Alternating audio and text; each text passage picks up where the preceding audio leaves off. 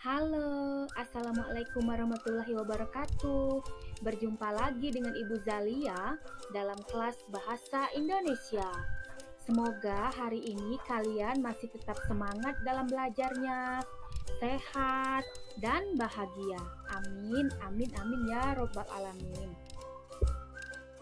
Pada kesempatan kali ini, kita akan membahas tentang materi unsur-unsur pembangun cerpen dan struktur teks cerpen. Jadi, materi ini akan kita bahas satu persatu ya. Unsur-unsur intrinsik dan unsur-unsur ekstrinsik cerpen. Nah, sekarang kita akan lihat dulu ke pengertian cerpen. Cerpen adalah bentuk prosa fiktif naratif yang habis dibaca sekali duduk, serta mengandung konflik dramatik. Cerita pendek adalah cerita fiksi bentuk prosa yang singkat, yang unsur ceritanya berpusat pada satu peristiwa pokok, sehingga jumlah dan pengembangan pelaku terbatas dan keseluruhan cerita memberi kesan tunggal. Itu adalah pengertian dari cerpen. Sedangkan untuk ciri-ciri teks cerpen, yang pertama, terfokus pada satu tokoh. Yang kedua, ceritanya tidak lebih dari 10.000 kata. Yang ketiga, memiliki puncak masalah. Yang keempat, terdapat solusi atau penyelesaian masalah. Yang kelima, ceritanya padat dan langsung tertuju pada tujuan. Yang keenam, alur yang singkat membuat cerpen tidak memiliki tokoh yang banyak. Dan yang terakhir, yang ketujuh, latar ceritanya terbatas. Unsur-unsur pembangun cerpen. Unsur-unsur pembangun cerpen ada dua. Yang pertama, unsur-unsur intrinsik dan unsur-unsur ekstrinsik. Untuk unsur-unsur intrinsik adalah unsur-unsur yang dari dalam karya sastra cerpen. Sedangkan untuk unsur-unsur ekstrinsik adalah unsur dari luar karya sastra atau cerpen.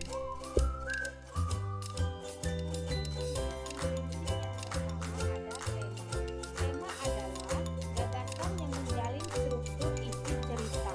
Tema jarang dituliskan secara tersurat oleh pengarangnya. Untuk dapat merumuskan tema cerita fiksi, seorang pembaca harus mengenali unsur-unsur intrinsiknya yang dipakai oleh pengarang untuk mengembangkan cerita fiksinya.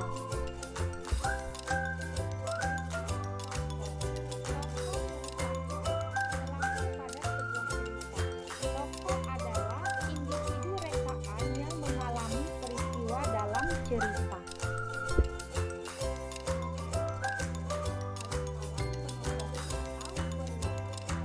Penokohan adalah cara pengarang dalam menggambarkan dan mengembangkan karakter tokoh-tokoh dalam cerita.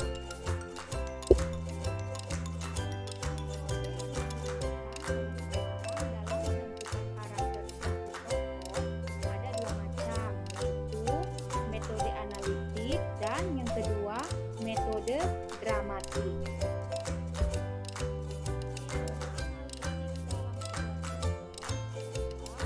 Metode di mana pengarang menggambarkan watak-watak tokoh dengan mendeskripsikan wataknya secara langsung. Itu untuk metode analitik ya.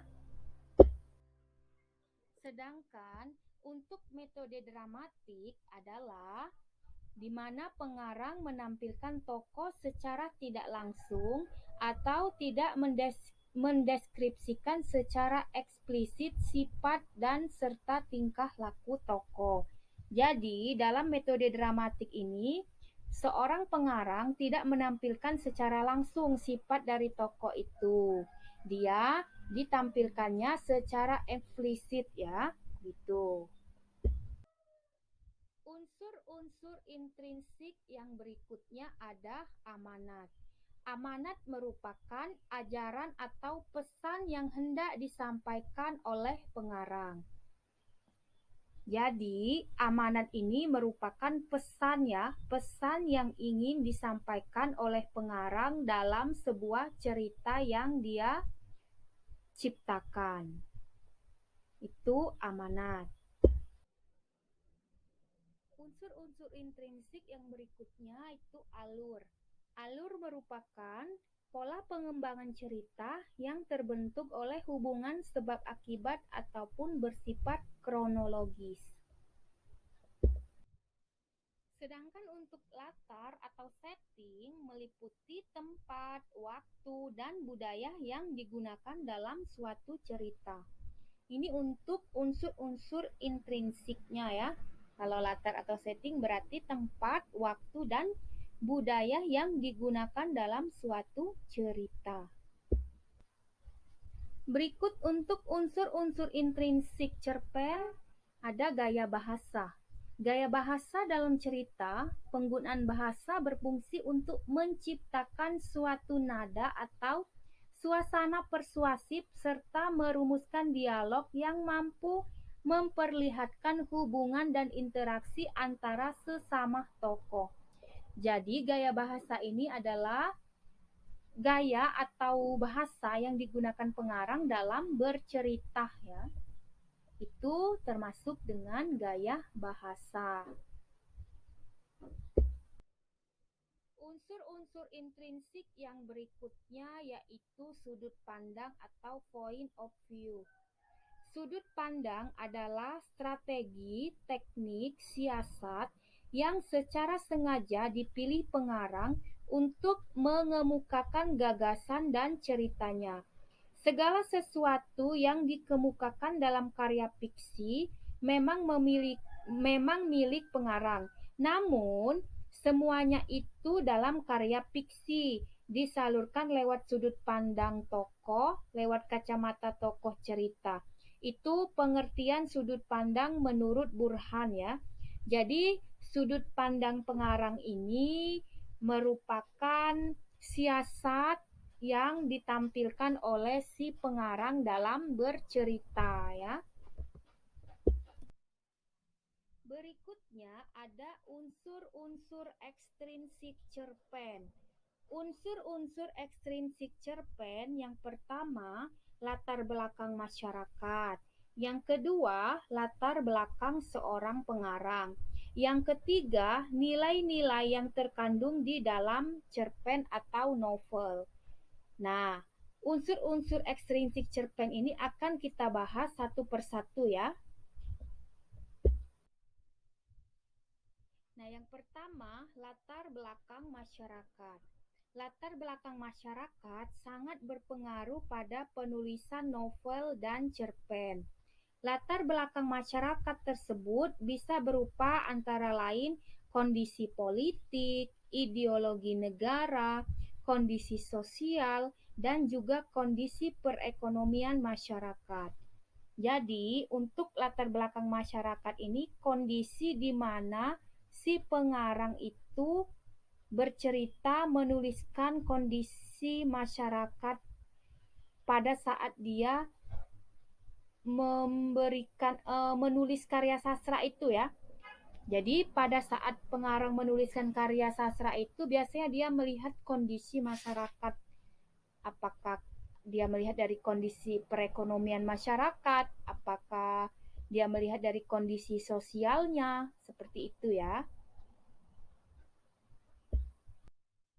Unsur-unsur ekstrinsik yang berikutnya, latar belakang seorang pengarang.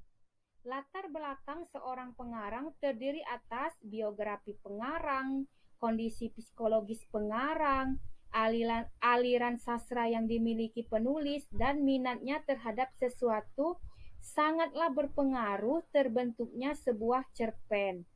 Riwayat hidup sang penulis mempengaruhi jalan pikir penulis atau sudut pandang mereka tentang suatu hal.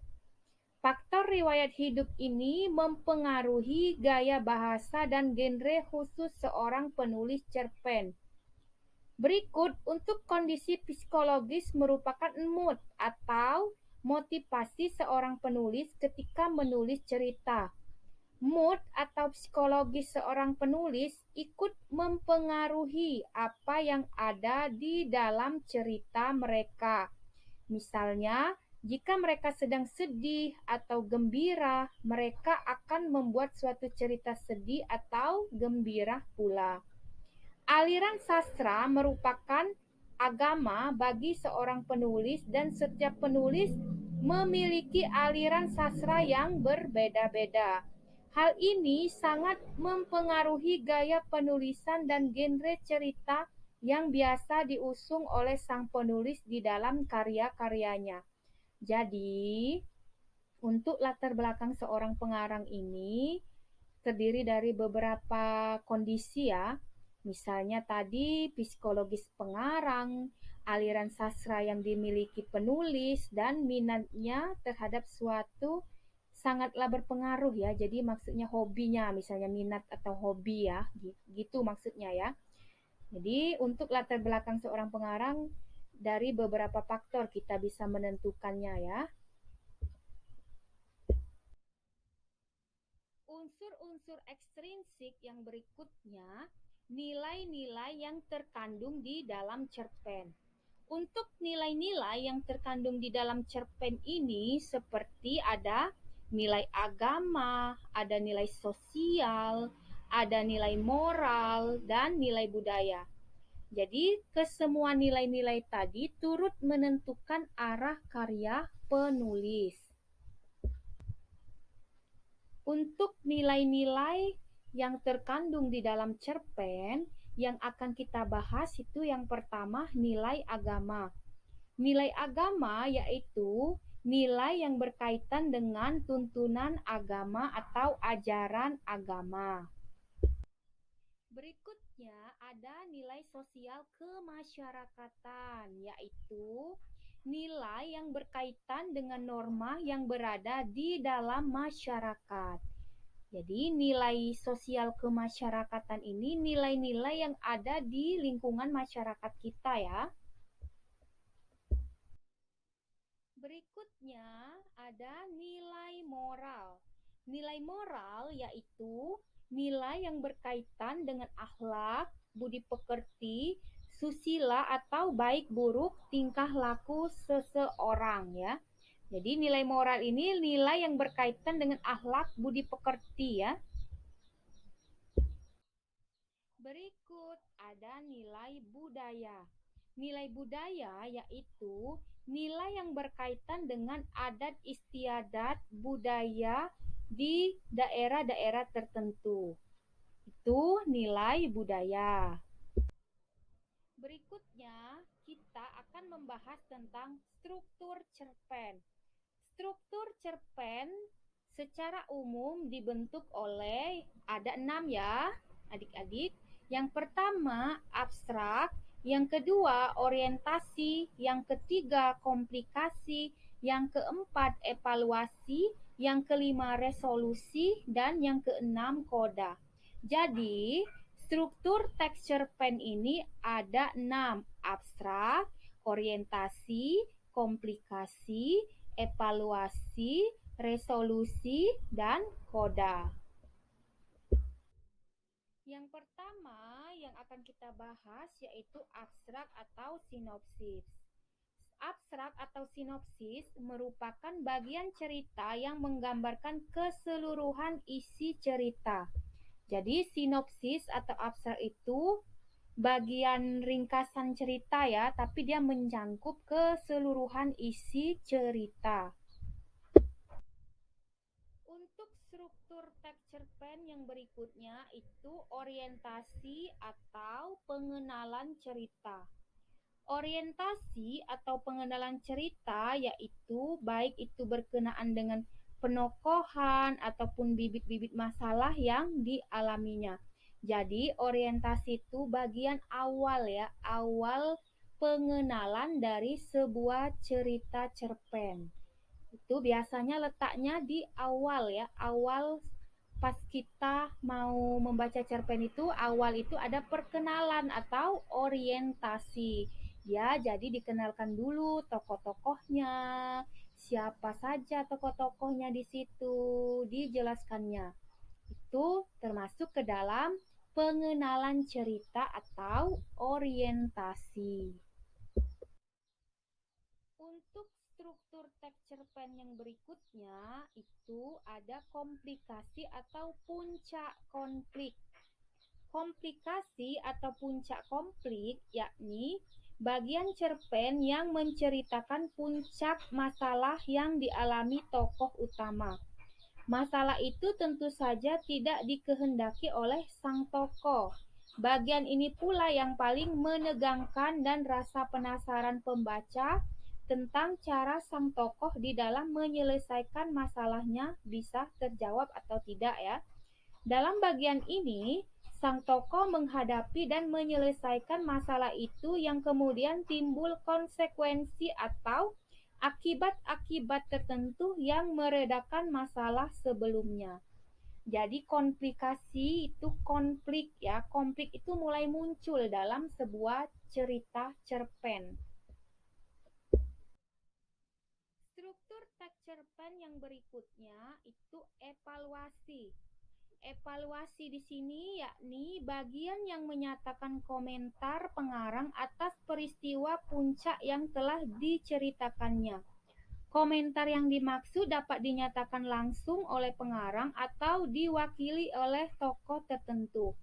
Pada bagian ini, alur ataupun konflik cerita agak mengendur, tetapi pembaca tetap menunggu implikasi ataupun konflik selanjutnya sebagai akhir dari ceritanya. Jadi untuk evaluasi ini dia konflik tapi sudah agak meredah ya, meregangnya itu sudah agak meredah. Tetapi pembaca masih penasaran penasaran karena apa sih akhir dari cerita cerpen itu? Nah, itu evaluasi ya. Struktur teks cerpen yang berikutnya ada resolusi. Resolusi merupakan tahap penyelesaian akhir dari seluruh rangkaian cerita.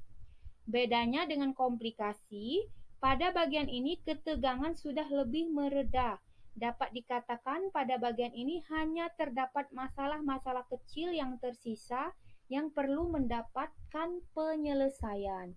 Jadi resolusi ini penyelesaian dari sebuah inti permasalahan ya. Seperti itu. Bisa kita ringkas seperti itu. Jadi resolusi itu penyelesaian masalahnya. Nah, untuk struktur teks cerpen yang terakhir itu ada koda. Koda merupakan komentar akhir terhadap keseluruhan isi cerita. Mungkin juga diisi dengan kesimpulan tentang hal-hal yang dialami tokoh utama kemudian. Jadi maksudnya koda ini berupa kesimpulan akhir ya. Kesimpulan akhir dari sebuah cerita cerpen. Itu termasuk koda. Baik, untuk pertemuan hari ini kita cukup sampai di sini dulu ya. Sampai berjumpa kembali pada pertemuan-pertemuan berikutnya. Kalau ada kritik dan saran boleh ditulis di kolom komentar. Terima kasih sudah menonton. Wassalamualaikum warahmatullahi wabarakatuh.